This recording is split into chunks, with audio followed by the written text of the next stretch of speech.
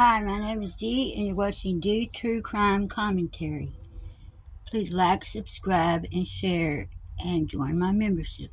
While specific odds or a single probability number for two people from the same family going missing are not tracked in missing persons statistics, such an occurrence is extremely rare and suggests a common underlying factor that is likely not a random coincidence.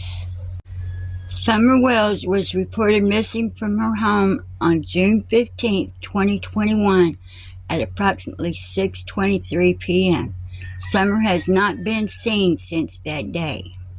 Her aunt, Rose Bly, who is her mother's sister, was reported missing from her home in St. Croix, Wisconsin on August 21, 2009. Neither has been seen since the day they disappeared. There is only two common denominators between these two girls, Candace Bly and Candace Harrer. Candace Bly is Rosemary Bly's sister. A secret that has haunted Candace Harrer in this community for 10 long years. And it's horrible. It's hard to deal with. Very hard to deal with. And my life will never be normal without knowing where my daughter is. On August 21, 2009, Rose Marie Bly left her residence in St. Croix Falls, Wisconsin, believed to be en route to Cushing, just a short 6-mile drive to the east. The 21-year-old mother of two never made it. Days later, Bly's 2001 Pontiac Grand Am was found in the village of Grantsburg, nearly 17 miles north of her house, with no explanation as to how it got there. No one has seen or heard from her since. Let's listen to Don talk to Molly Golightly and Perplexed TC. And Candace is cussing in the background. Don is talking about Chris and about things around their house and Candace's behavior.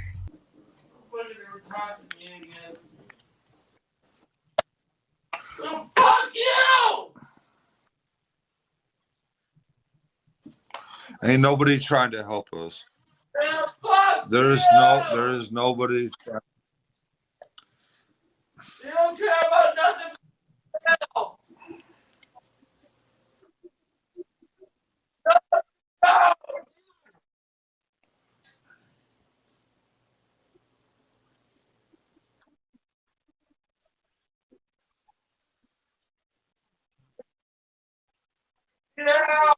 Chris McDonough?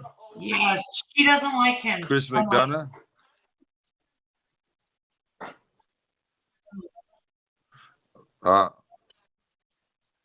Okay. Well, that's good. The Okay. only fucking thing you care about is your son from dead. Look.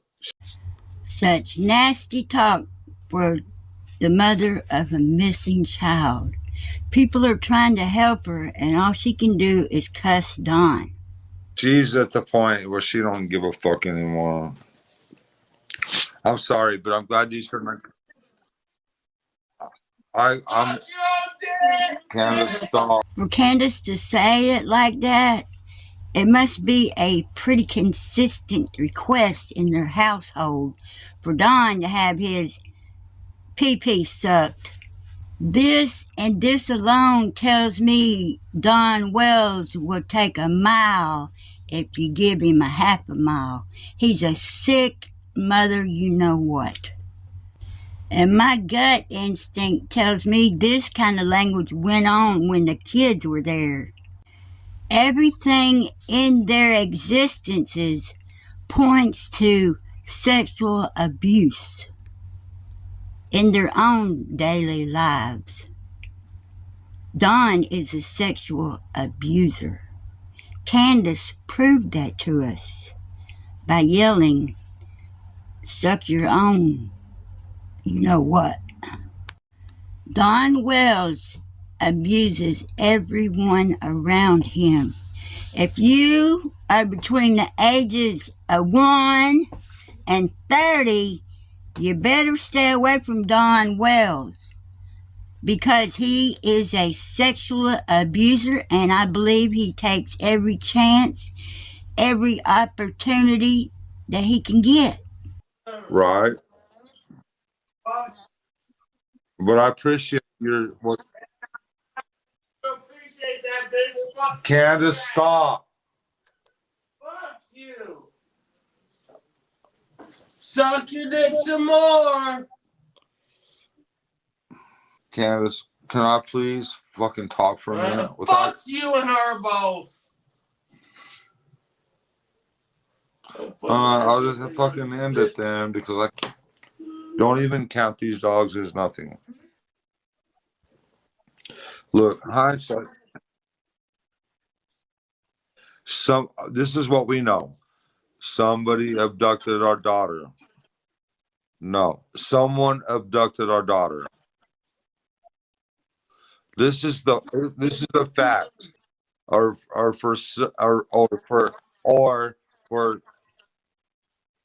for personal sexual gratification. Oh, God forbid. Or just to kill some little kid. That means she's far away from here. That means she's far away from here. Oh, that's probable, not possible.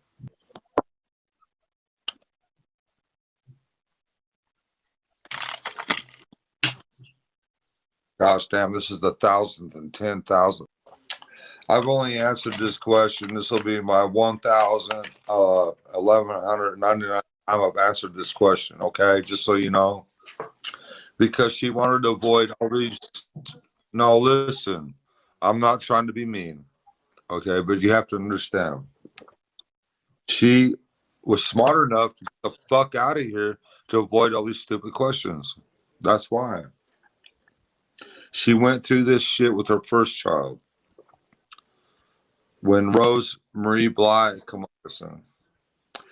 She went through all this shit with her. She seen this shit coming. She knew what was going to happen. That's why she left. Because she knew, she seen all this shit coming. Probably.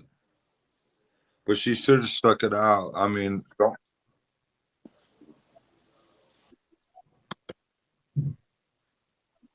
Yeah, right.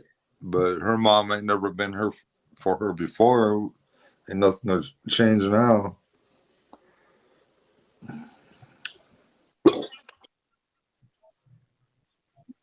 No, No. no, because I would kill the bitch, and I would kill any bitch for taking my daughter. Anybody, if I find out who took my daughter, I will kill him. I promise you. And if I thought that, she would already be dead. I'm not a killer, but when it comes to my daughter, I will become a killer. I promise you. I've never been that way. I've never wanted to hurt anybody in my life. But when you fuck with my daughter, that's a whole different fucking story. Somebody's gonna fucking die. I've never wanted to kill or hurt anybody in my entire life until now. You have to understand that. And if you think for 1 minute that my mother-in-law has something to do with it, she wouldn't even come back here. I would kill that bitch. I will kill anybody, man, She would never come. woman, man. I don't give a damn. Over my daughter, you fucking rice. Her mother. And she's here, and she's not dead. So what does that tell you? Dumb bitch. Who? You dumb bitch. Who? What? You're talking about my sister now. Baby, will you please let me fucking talk? No. Now they're talking about my sister. I can't hear because this dumb bitch keeps opening her fucking mouth. What'd you say? Really? Man, please shut the fuck up, man. What'd you say?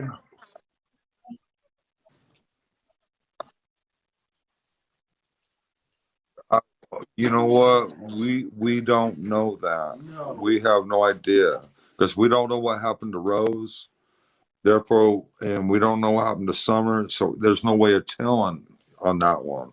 We don't know. There's no way of telling.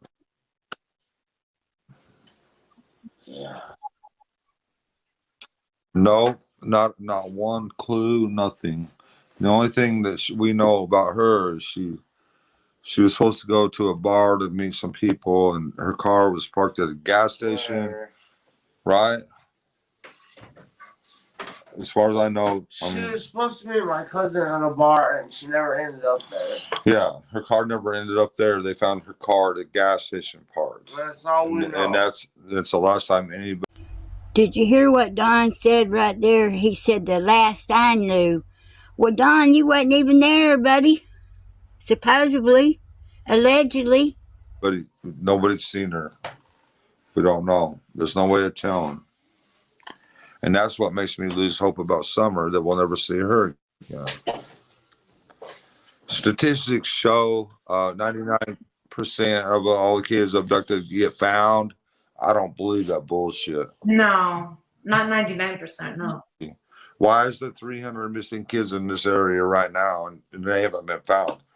Something ain't right. Something is not right. And the reason I think that is because this is easy pickings. In other words, yeah, you can come here from out of some big city or whatever, high crime rate, but you can come out here and pick up kids. Listen to Don tell us about a little girl that he tried to pick up, that he ran into. I seen a little girl the other day, about 2 months ago. She's about 5 years old, just standing on the street. I drove by her. I was just shaking my head like, what the freak, you know? And it was just driving me crazy. So when I come back out on the dead end, she was still standing there. I'm like, oh, hell no. So I pull in the driveway. I asked that little girl, I said, where is your parents? The temptation is so great for Don that he can't even ride by a child standing somewhere near her house without stopping. And then he stopped and went back. She says, Papa's in the house, blah, blah, blah, or whatever. So I go and I knock on the door, and he's like, what the fuck? I don't know what he's saying. I knock on the door again, and I just hear some mumbling. So I just opened the door, and I said, you know, this little girl's out here on the freaking road, standing out here, 5-year-old little girl. How did he know she was 5 years old? Did he ask her age, or was he guessing? He's like, blah, blah, blah. I couldn't understand what he's saying. I'm like, man, whatever. And I slammed the door, and I went and got in my truck. And I waved at the little girl. I said, see you later, you know. And I got in my truck and I left. So the next thing I freaking hear is this fucking little girl's mother fucking gets on fucking YouTube or Facebook or whatever, says I tried to coerce that little girl into my truck. That's the thanks I get for trying to. Now let's make sure we have this right. Don Wells' 5-year-old girl is missing. So he goes around the neighborhood saving other kids. Is that how it went? Make sure that little girl was safe. The fucking little girl's fucking bitch mother fucking spread the word that I was trying to coerce that little girl into my truck or some bullshit. That's the things I get. Wow. Yeah. That's when fucking bullshit. Oh my gosh. I almost went back up there.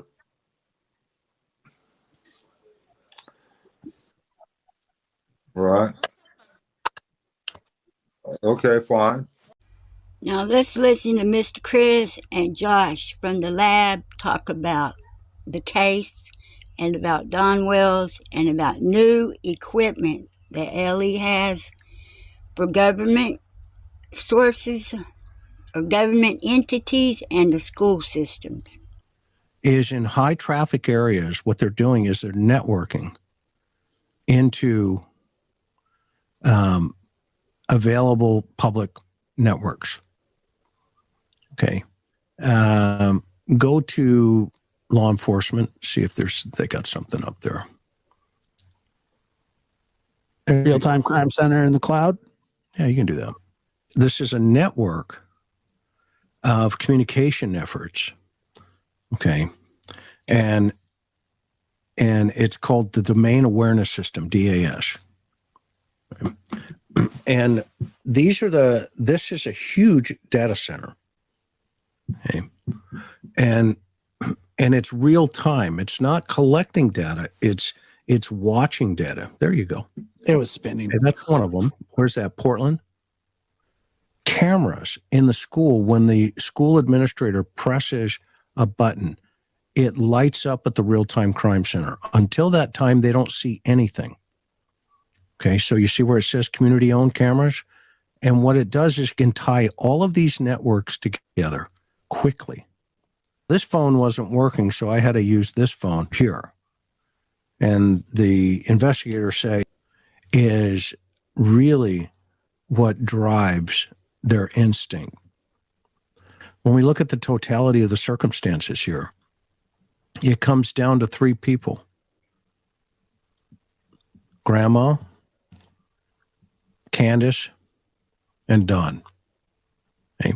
And so the real-time crime center could actually see the shooting going on, and they can deploy tactical units real time. These are the kind of things that are out there that DW doesn't have a clue exists. Well, maybe he does tonight. Hi, Don. Yeah, but this is just, I'm showing you some really high level stuff. Right, of course. Okay. And these are the kind of things that they don't pay attention to. And that's why the minutiae details become really important, is they're capturing that data too. Okay. Because you gave it to them voluntarily. And I'm talking about AT&T and Verizon and T-Mobile and any other network you go into, any other company. And not only do they get and store your data, they also sell it. Okay. Because we want to keep our phone number and we want our data on the new phone. So they give you that option. Well, you want us to transfer the data for you? Yeah, of course I do. Okay, let me have your phone. You know what I'd like to see? I'd like to see Don and Candace next to Sheriff Lawson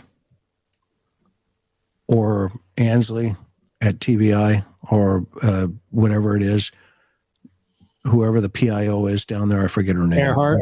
Earhart. That's it.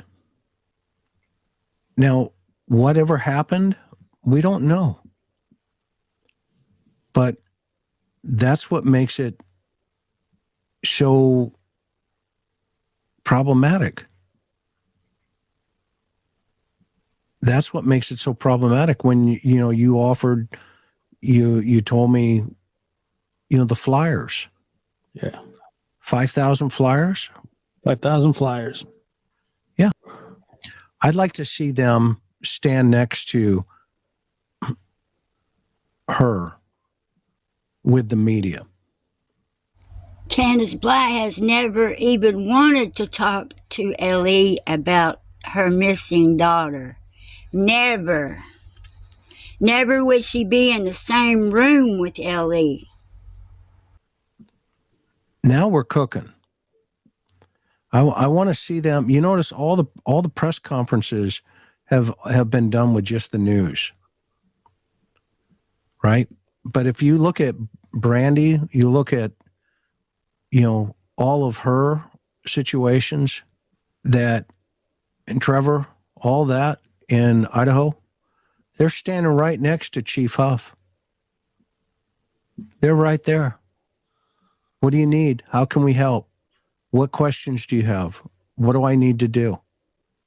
Okay. But when LE says everybody's still on the table, what does that mean? Exactly. What does that mean?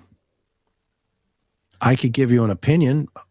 I'm probably wrong, but I could tell you this. It doesn't mean something good. Right. Of course. Right?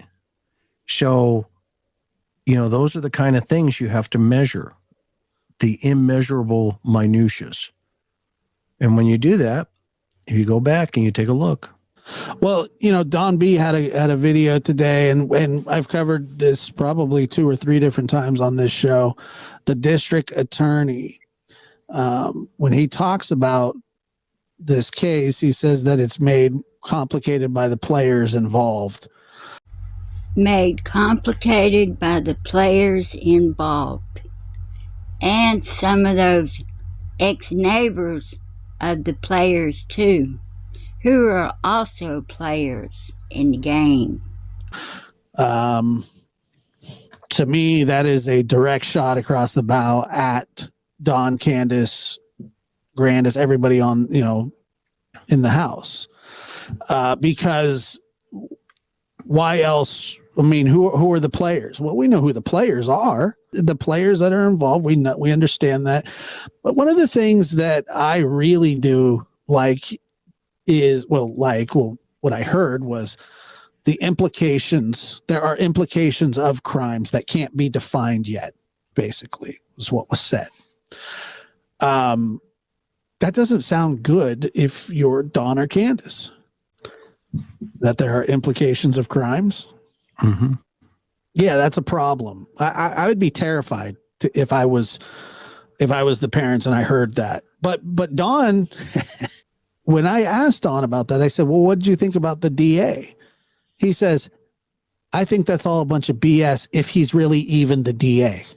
We're taking is because they were not safe. And then he went on to say, well, because, people are coming up here and stuff like that. Now, I think he was partially telling the truth about the it isn't safe. The flyers. Yeah. 5,000 flyers? 5,000 flyers. How many people in your chat tonight have been victims of predatory behavior? A lot. Yeah. And that's why I love my channel. You've got to go back in history, and that's what they call a suspectology. And by the way, they did this probably within the first 2 days. The first thing they did, I guarantee you, is they picked up the radio and they said, run this guy around the world. That's what they call it. And the dispatcher sat there at her computer with NCIC and discovered he had a rap sheet and said, oh my, stand by. Chicka, chicka, chicka, chicka. And all that information went out into the field. Okay, quickly. So now, if you think about that,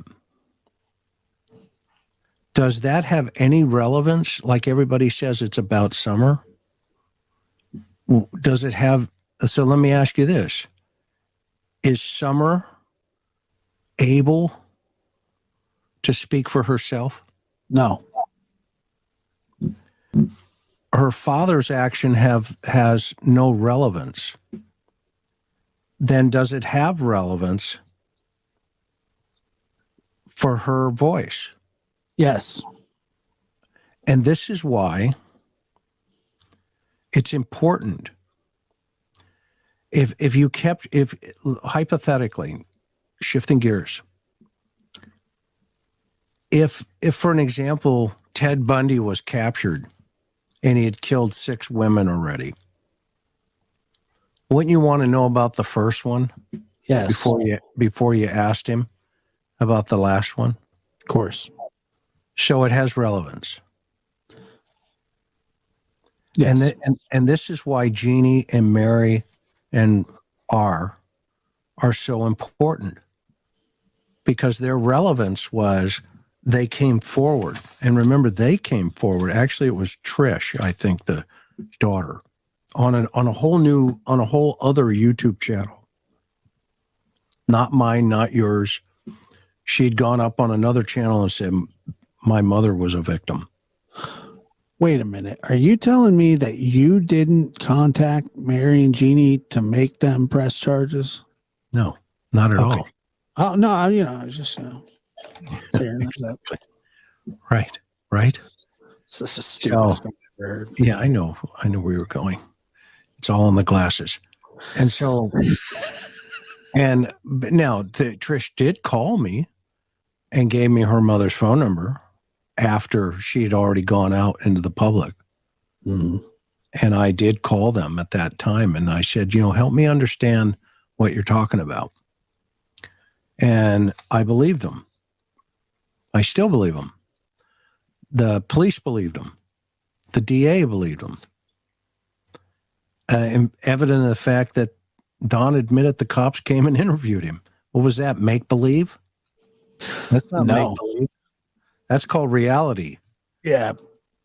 That's called reality. So, it's just one of these things now where it's relevant because we don't know what happened to 5-year-old Summer Wells. But we do know there is a victimology familiarity to 5-year-old girls from the age of 12. And he's in his late 50s now. I would submit to you, how many others are there potentially? Because I know at least 7. 4 of them didn't have as strong of a case, but they were still victims. And I know that 3 of them got their statements read to a guy in jail.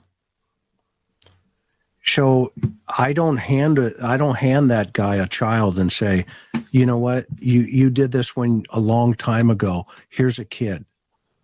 See if you do it today, because I'm sure you've been forgiven. And so Mary, in my opinion, did the right thing. Jeannie did the right thing. R did the right thing. And so did the other women that were discussed. And here's my book. I have my book with all of the different names. Look at it, right back to the hippie house, right? Groceries, orange soda. Here is the genealogy of the family right there. And I know you guys will all screenshot it. So there it is. Okay. Here's the other side of the family. Okay. So all these, Debbie, Cheryl, Mary, Sonia, Heidi, Jeannie, all of these individuals right here. This is my book. And I've had this from day one, the day I talked to Mom. And it hasn't changed. It hasn't changed.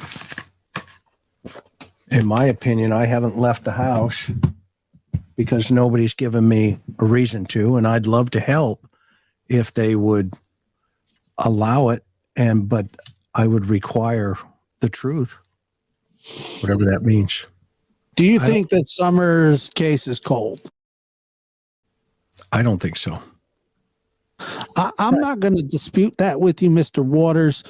It's just that at that time that I was thinking, oh no, I got a bunch of pills in my pocket. No, this case isn't cold. This case got a lot of work to be done on it, but it's not cold.